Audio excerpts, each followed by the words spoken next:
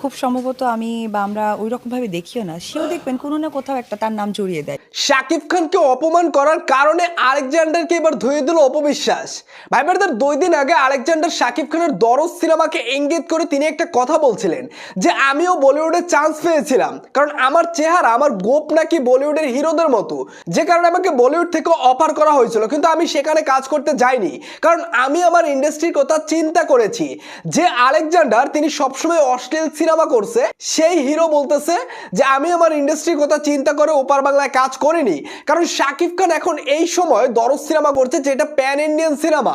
মূলত এই কারণে আলেকজান্ডার তিনি শাকিব খানকে খোঁচা মেরে কথাগুলো বলছেন যে শাকিব খান এখন ওপার বাংলায় কাজ করতেছে, সেটা শুধু নিজের স্বার্থের জন্য, নিজের জন্য কাজ করতেছে, ইন্ডাস্ট্রির জন্য কিছুই করতেছে না। যেখানে শাকিব খানের উপর পুরো চলচ্চিত্রটা নির্ভর করে, সেখানে এই আলেকজান্ডার তিনি শাকিব খানকে নিয়ে এসে নেগেটিভ কথা বলে। তো তারই যেন করা জবাব দিয়ে দিলেন এবার অপবিশ্বাস, যে নায়ককে, যে হিরোকে আমি কখনো চলচ্চিত্রে দেখি নাই, সেই হিরো এসে শাকিব খানের নাম নিয়ে ভাইরাল হইতে আইছে এবং শাকিব খানকে নিয়ে নেগেটিভ কথা বলতে আইছে।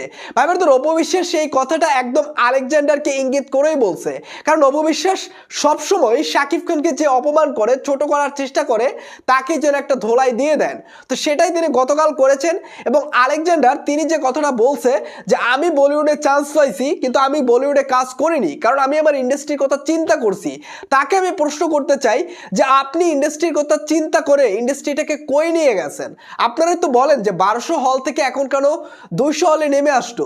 শাকিব খান আছে বলেই এখনো 200 হল টিকে আছে, না হলে সেটাও থাকতো না। এবং শাকিব খান তিনি তার নিজের জোরে সিনেমা চালায়, আপনারা সিনেমা চালাইছেন অশ্লীলতা করে। তো ভাই ব্রাদার, এই যে অপবিশ্বাস যে আলেকজান্ডারকে একটা কড়া জবাব দিয়ে দিলেন ইঙ্গিতপূর্ণ ভাবে, এই বিষয় আসলে আপনারা কি বলবেন? অবশ্যই আপনার মতামতটি কমেন্ট বক্সে জানিয়ে দেবেন।